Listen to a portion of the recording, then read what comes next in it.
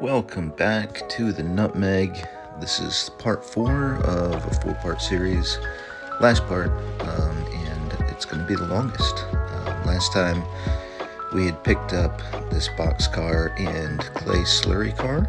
We're just shoving those down onto track 3 here, which is simply assembling our departure train to bring those down to the interchange when we pick up a cut of new cars. So let's cut those away, and then we'll change our camera angle and get up a little bit higher so that we can see what we're doing when we're going over to LF Powers and shoving over some of those tank cars. But before we do that, we're going to need to grab a shoving platform. So sit back and we'll shuffle around a little bit. We'll get back at you.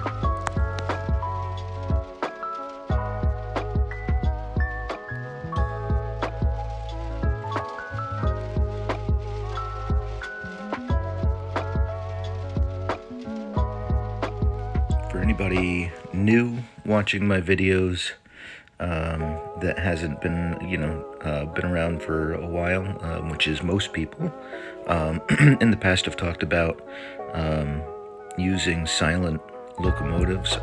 For some reason I prefer those, and a lot of it has to do with the fact that when I'm running trains, I'm usually down in the basement, essentially kind of right below the 2 bedrooms, and there's no insulation in the ceiling, and ultimately all of that sound is going to go up into the bedrooms and wake people up. So I usually just simply stick with silent trains, which is why I've got the music overlay here in soundtrack that way.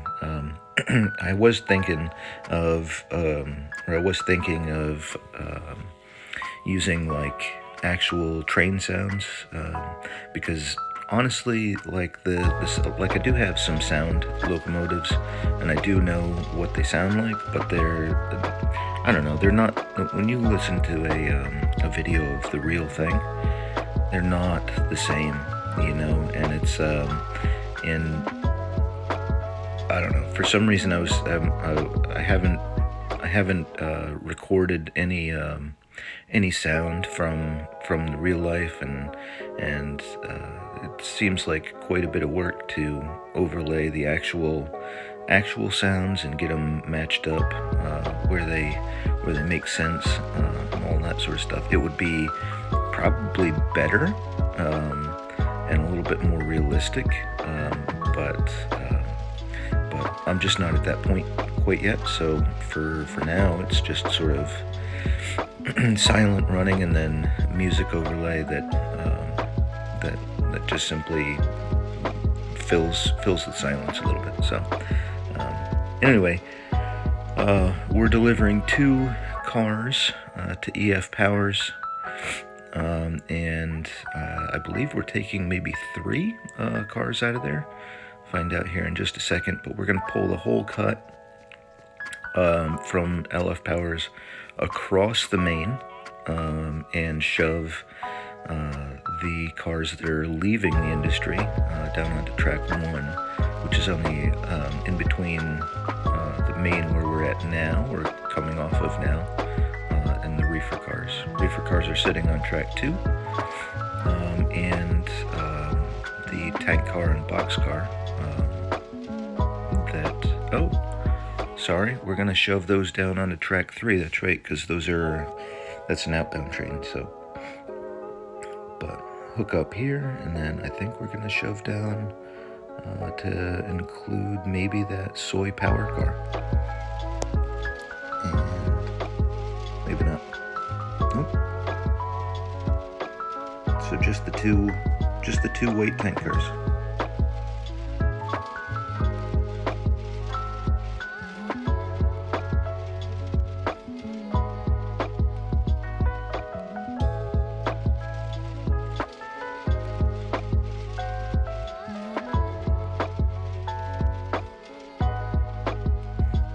quick shove back across the main now, and we'll cut these guys off, and then we'll be back out. We'll do I think we're going to be doing a run around to the other end of those reefer cars. On the other end of that is a tank car and a shoving platform.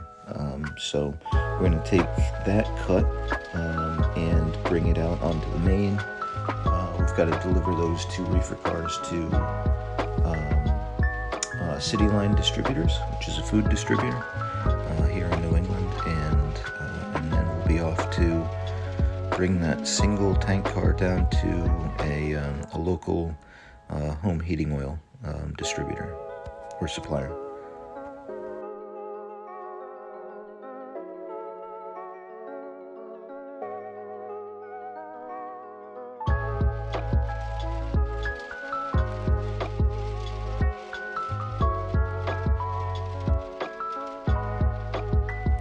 At this point, I think I'm all done with that shoving platform, but you'll see that I'm going to shove it down onto track 3 instead of shoving it down onto the storage track there for shoving platforms, and that's just going to make for the need to shift that over by 1. I think I was thinking of needing it for some sort of shoving here in the yard, but after watching the video through and then now doing the voiceover, I realized nope, there was no need for that. But hey, it's a mistake. I'm sure that it happens in real life, and honestly it's easy enough to just simply shift it over, so no big deal. Let's do a quick run around. There I am in the background adjusting turnouts and kind of cutting the video so that you don't have to sit here and watch the locomotive go all the way down to the other end of the track, and we will start our shoving maneuvers to deliver these cars. This is a fairly good perspective of being able to see the backside of where this little cutout on the right-hand side of the screen. The spur that I've got going down there with a couple of, I think it's actually maybe just one boxcar on the backside of what looks like to be some wood sticking up. That cutout is for my flat screen TV. And I decided to, and it was too big, and it wasn't going to work by shoving it down so that I had a completely flat thing. So I decided to make a little bit of a warehouse in there where I could deliver to the backside of my TV, and that would kind of become a warehouse, like I just said, and kind of incorporate the design of the room.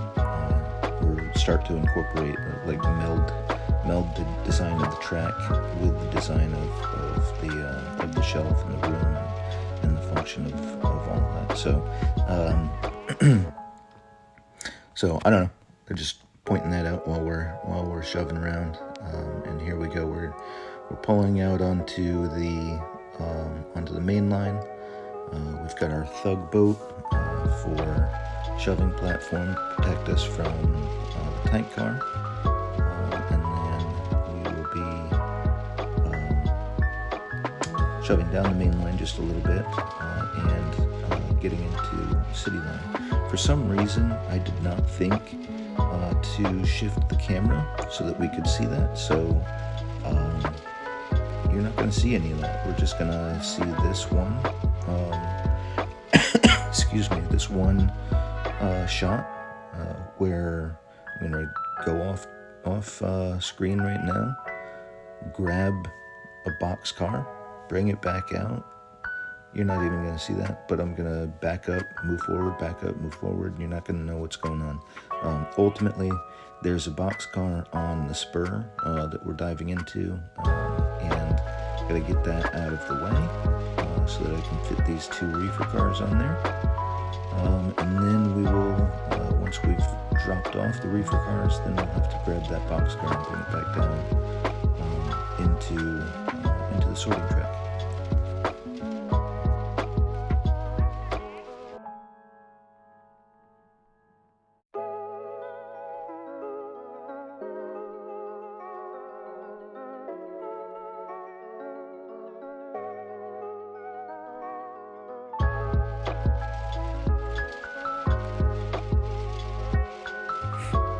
A camera angle like this always, and being all static and everything, just the way that this is, it always reminds me of like one of those traffic cams or something on the highway or whatnot, where essentially it's like a surveillance type thing, and I don't know. I view this sort of perspective as like there's a camera way up on like a pole somewhere, where somebody back in an office is watching the movements of these trains. I don't even know if that's a real thing in real life, but essentially that's the way that I see these camera angles. But they work for purposes of being able to see, like, to show you guys what's going on the tracks, and where the locomotive is, what track we're going on, and give you a little bit more of a bird's eye view of the whole thing. So I think we might be. No, I'm sorry, that was a fake out.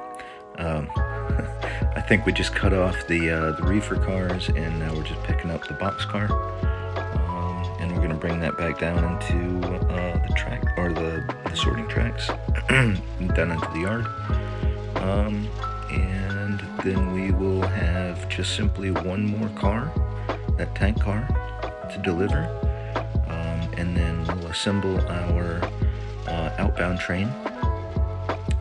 And we will do like it just simply wasn't enough video to see that leaving the yard.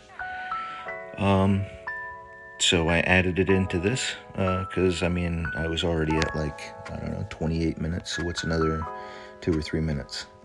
So I do apologize for the length of this, but honestly, and maybe honestly I could have cut it right about here. Or when I get this cut of cars in, but I don't know. Live and learn, I guess.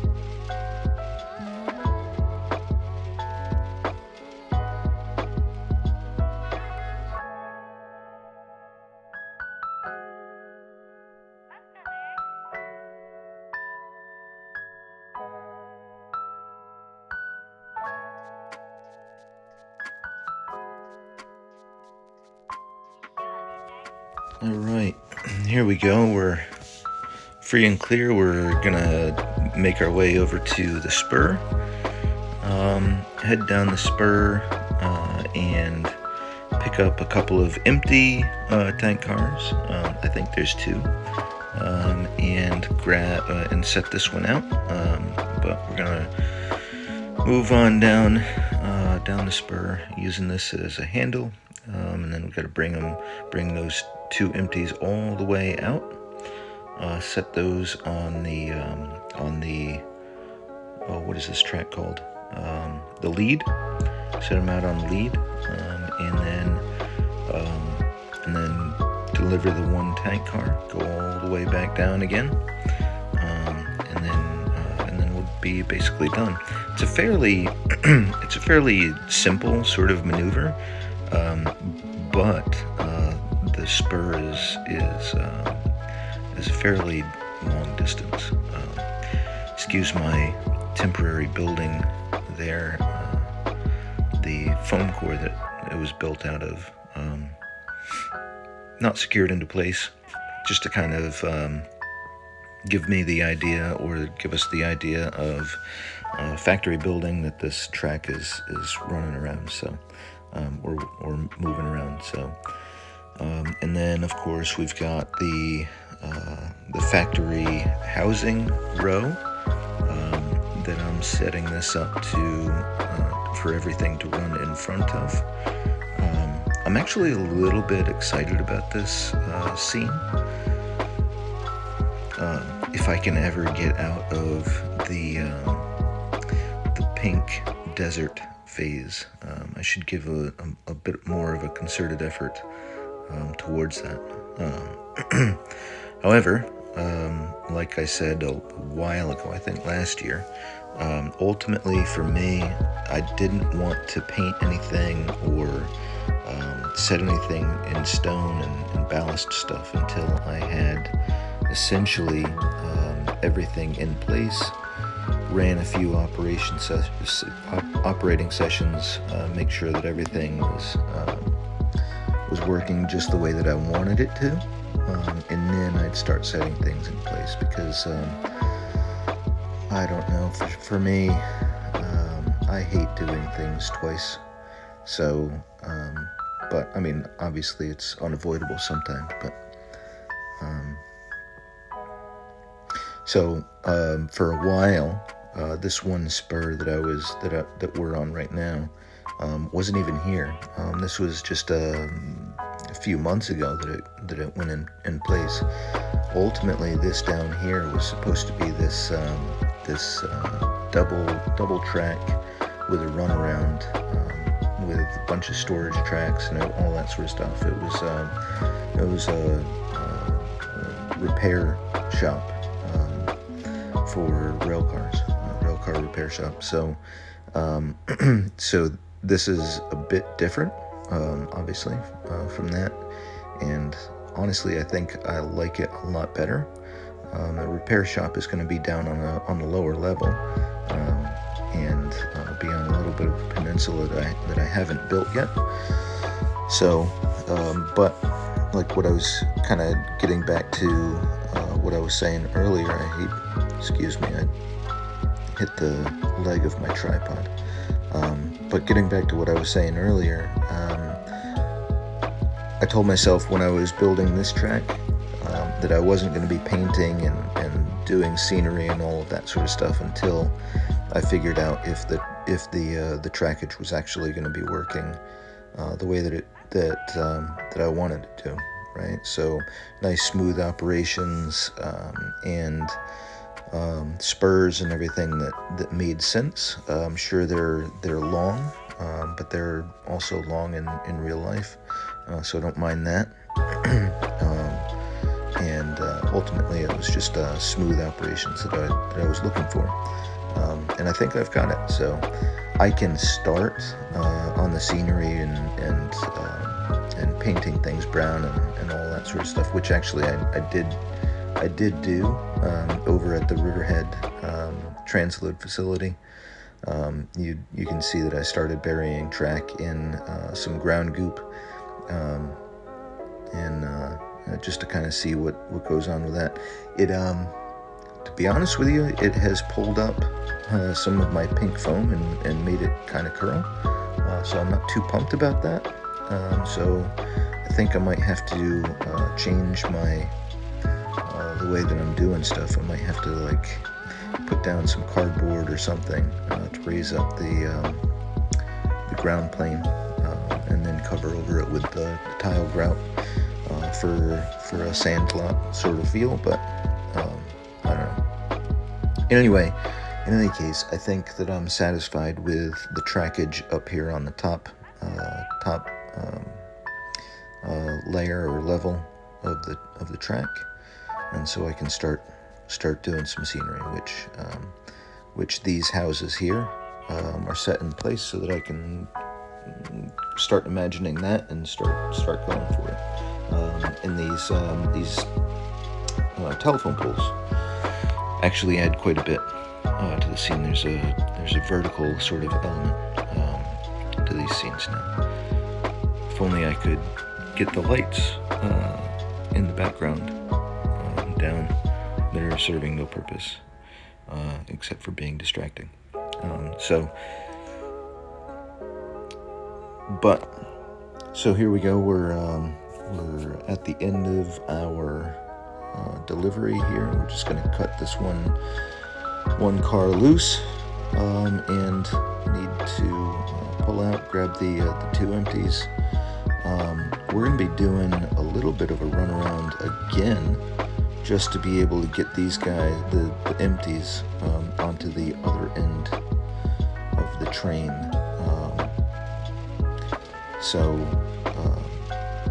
But anyway, here we go. Let's get those empties and get over to the sorting track.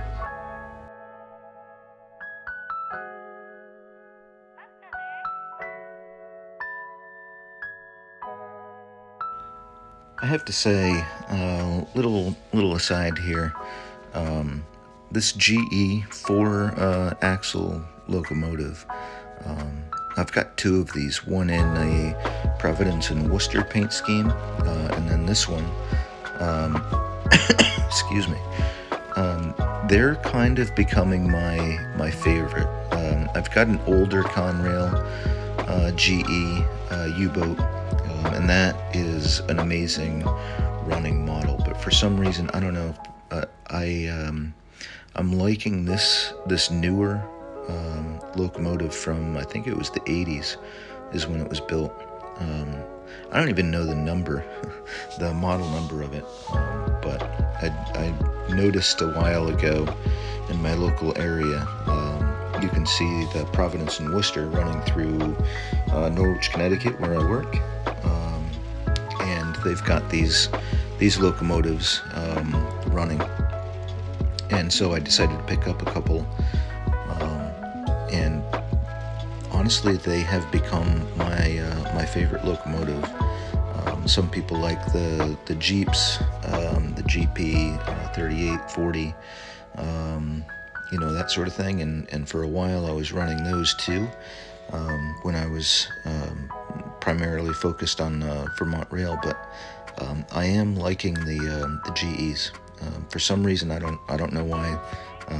It's not a very deep rabbit hole, so don't ask. It's just a matter of I see them and I like them a little bit more for some reason. So I think it's just simply the absolute, like the size of them, and when you set this 4-axle next to like even a GP38, same scale, it's bigger, and honestly, going down to grab a cut of cars from the lower level, my GP38 or 40 models can only shove up my helix by, like, they can only handle about like 6 or 7 cars, and then this one has a lot more tractive effort, and can actually shove up a good 11 cars all on its own, which is pretty impressive for a 4-axle. But I don't know, that was my slight aside. So here we go. Let's bring these empties around to the other end of this boxcar, because I figured out, I don't need that shoving platform. I can just use that boxcar as my buffer between locomotive and empty fuel cars, and get those there on track 2, and then I'm gonna have to back down track 2, put the shoving platform, the thug boat that I've got on the front of the locomotive right now, put that on the other end of the the cut of cars empties outbound. And then all we've got to do is come back to this end, grab this cut of 3 that I'm cutting off right now, move it over to track cut of 3, move it over to track 3, because we're on track 2 right now, and in the mix of that, get that the BNSF shoving platform out of the way. So, all right, here we go. Shoving platform on the end, and for those of you wondering why the heck I need a shoving platform down here, it's because I do not have, and this is intentional, I do not have a runaround on my lower level of my track, and my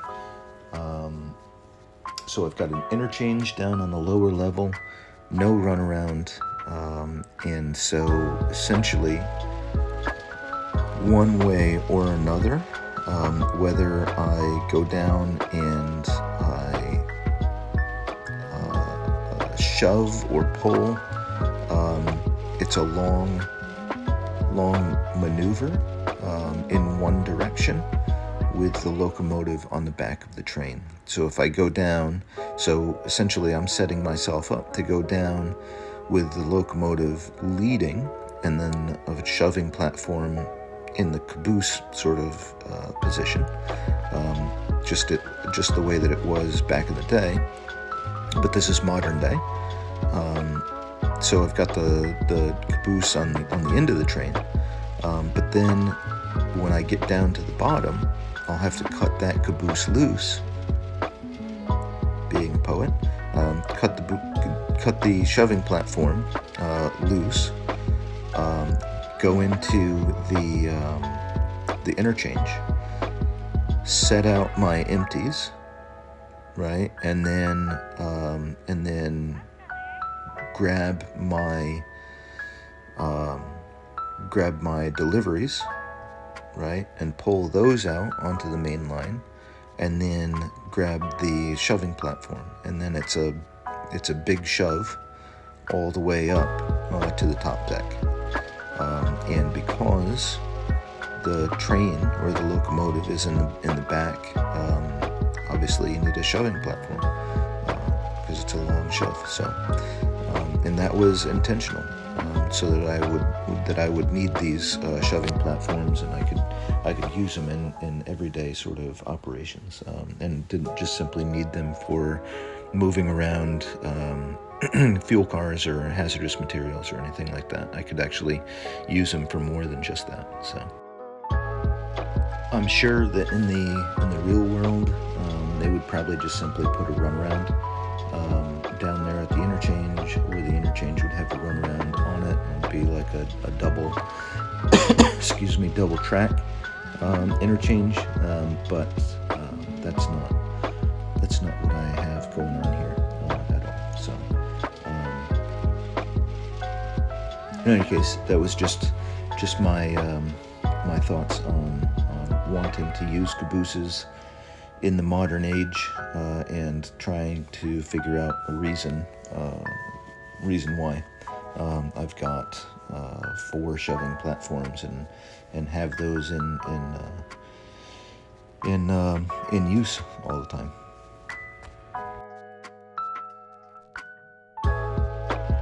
Okay, we are almost done. Set this guy out on the storage track for the shoving platforms. Get back out onto track 3. Shove down the track for a little bit. Make sure that we've got all our paperwork, and then we will head on down to the lower deck.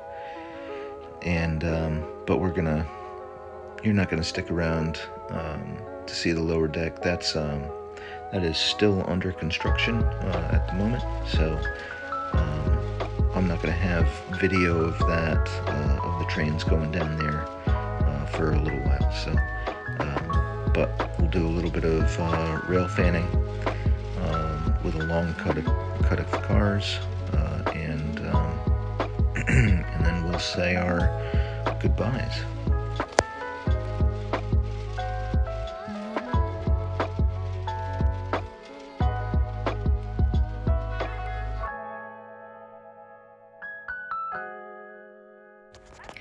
And here it is, time to say goodbye.